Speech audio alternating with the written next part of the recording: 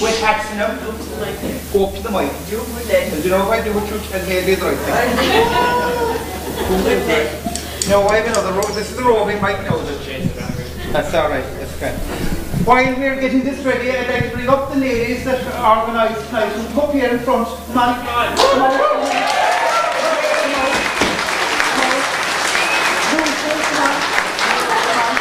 Margaret, get up. Will you get up?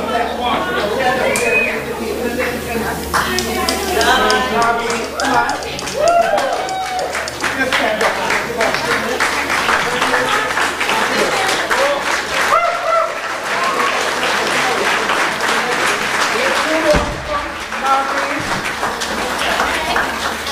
And Anne Cotter.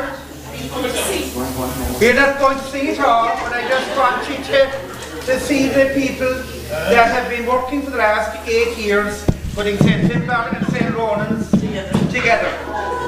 And they've done a great job of keeping Finbar and Ronan happy. We're missing. Yeah, this is the real one now coming. Move over to Rena Allen. She makes beautiful custard tarts. And we're missing tonight, we're missing Noreen Manning. And we want to congratulate Noreen's daughter Miriam. She was graduating today. Because she makes beautiful apple tarts. There are 2 more women in the house that are watching, the 2 fellas with the hats. Would you come up? Will you come up? Diarmid and Padder.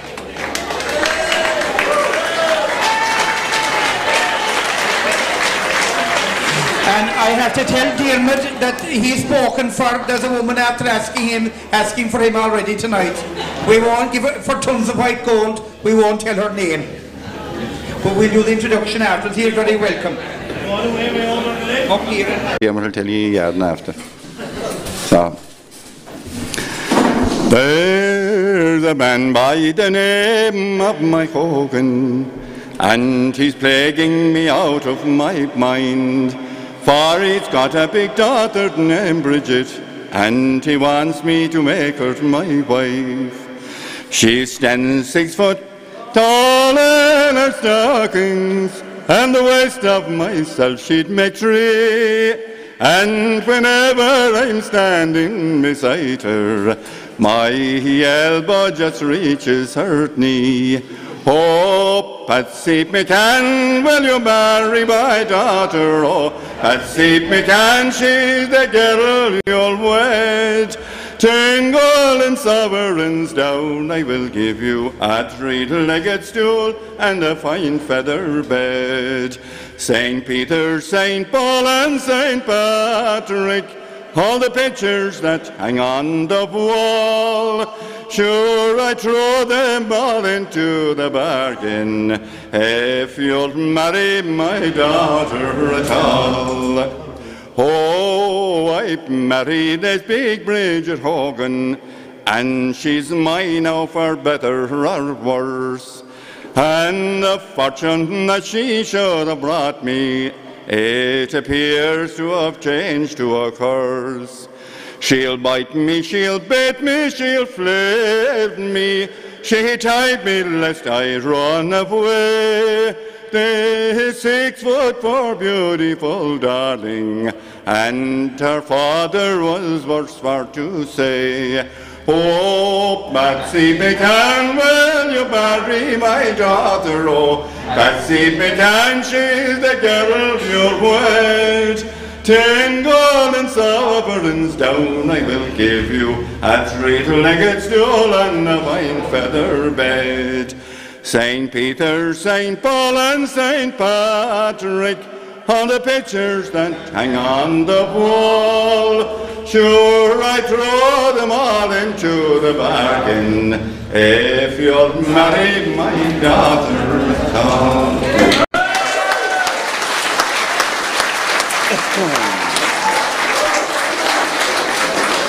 No, Jerry. I'll give you my trip to the south. A special request from Lucy. So I'll have to give it, I think. Columbus went exploring till he found America. Neil Armstrong went walking on the moon, or so they say. Men have ventured to the South Pole, but now they're going to Mars. I went to the South Infirmary and I lived to show the scars. 'Tis bad to need a hospital, but still I must concede. 'Tis good to have the service when in your hour of need. Though nobody enjoys it, I hasten now to say, if you've got a sense of humour, 'twill help you through each day. To start at the beginning, my story I'll explain. I was worried by a most excruciating pain. I went to see my doctor and he duly checked me out, and quickly I was sentenced to detention in the South. I felt quite apprehensive at facing the unknown. I wished to God 1,000 times that I could be at home. Though I was treated kindly and generously fed, I'm not used to female company when I undress for bed. The nurses were terrific as they rushed about each day and tried in every way they could to soothe our pains away. But there was this one in particular, a native of Tyrone. She was round and fat and merry, and I'd love to take her home.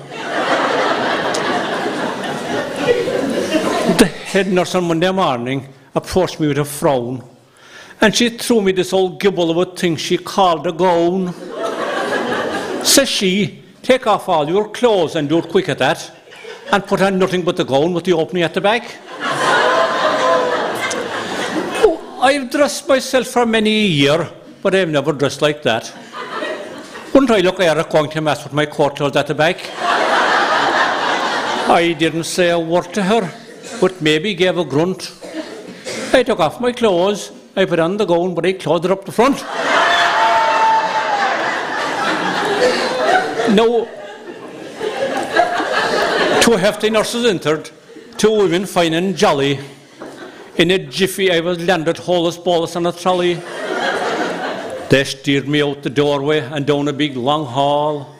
Says I, come here, Colleen, where are we going at all? Says she, you're going to the theatre for an hour and a half. I hope the show's good, says I could do with an old laugh. You're a laughing stock yourself, says she, going up without your breeches. And the doctor guarantees me you'll come out of there in stitches. Well, the theatre lights were dazzling, I remember little more, till I woke in bed next morning and I feeling awful sore. That doctor, oh, bad says to him, he hurt more than my feelings, and my mind began to ramble as I gazed up at the ceiling. Have the neighbours in Kendremy started working in the bog? Have Johnny fed the donkey? Have Mary fed the dog? Have Padder finished building, or is the business closing down? Shut his heart for him continue with his best man out of town. How I long to see Kendremy where I know every Cunacan, and the fields are in the valley by the banks of the Salon, and at nightfall to go car-playing with the gamblers from Lisbee. I could see twinkling in their eyes with roguery and glee. I remembered going to horse fairs in Mill Street and Kinmare, where I'd argue with the jobbers on the merits of a mare. I'd admire a piece of horseflesh with skin as smooth as glass, and I'd be loading up my trailer with a pony or an ass. Well, the ceiling just stared back at me, and the devil word it said, as I lay there sick and sore, a prisoner in my bed.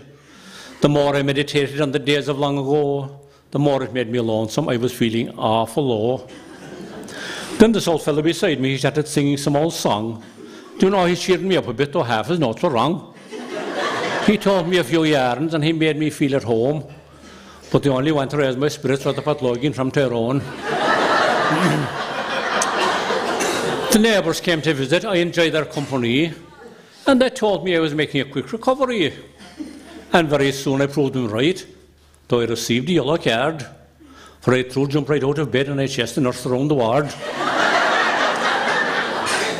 Now the head nurse came one morning saying, I'll remove your stitches, because, says I, it won't be long till I'll be jumping ditches. Leave behind our gowns, says she, and make sure you wear your breeches. Some of those old nurses can be awful little bitches. With the stitches out, I roamed about, I felt as good as new. They took out all the bad parts and they replaced a thing or two. With my reconditioned engine, I was raring to get out, but still I can't complain about my treatment in the South. The doctor, he discharged me, he declared me fit and strong. I made my preparations and that didn't take too long. I bade goodbye to all my friends and headed off for home, but it nearly broke my heart to leave my pathology from Tyrone. I struck for open country, I headed for the west. Of all the places in this world, my own teen town is best. 'Tis there I reside in leisure, in peace and quite alone, and I toast my toes around the fire. 'Tis a grand thing to be at home.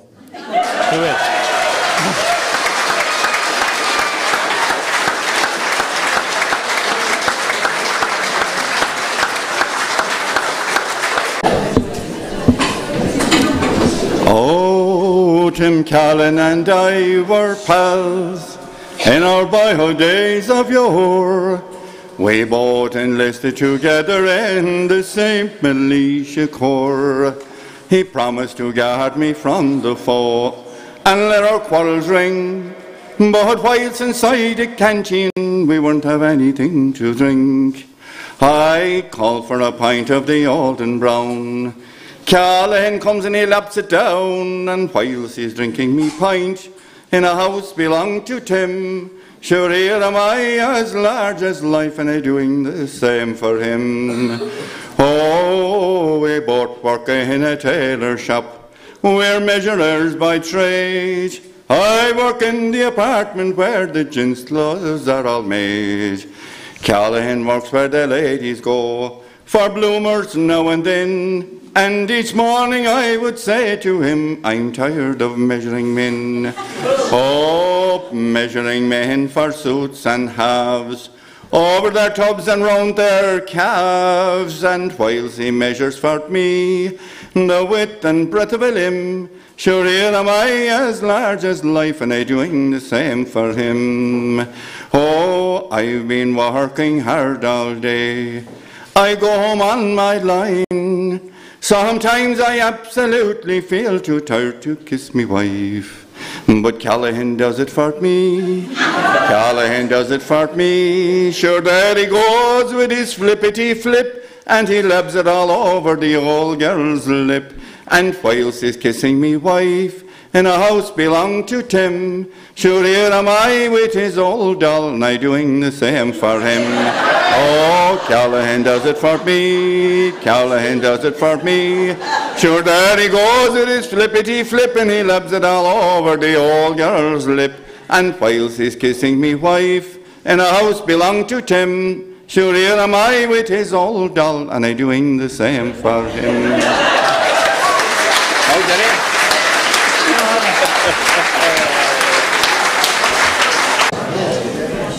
Now it has gone past my bedtime, so I'll try the short little one about, I'll tell you about the man from near Kenturk. Did you ever hear the story about the man from near Kenturk? Cúg go in doctor for a cert to get off work. She's good in dispensary cúg one Monday morning. A KV river Dr. Phyllis Unicorn. No, my old friend Dr. Phyllis, no nonsense would she take. A cap mugino Kenturk or if she on the make, saying the back is almost crippled and the waterworks is square. Ni feather lumdully gobber is near Columay a rire. James Saucer and Beanchel I'll have a look at you. Is tearing she's of reached it couldn't go anything may screw do. Doctor, no go easy. How can a cripple jump? And as for my vrichte, fairfanik share but my rump.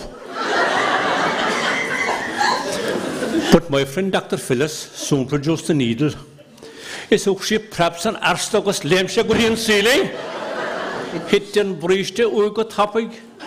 Is nor a conic she and royark. Says she, my good friend, I'll make you redundant for the rest of your natural life.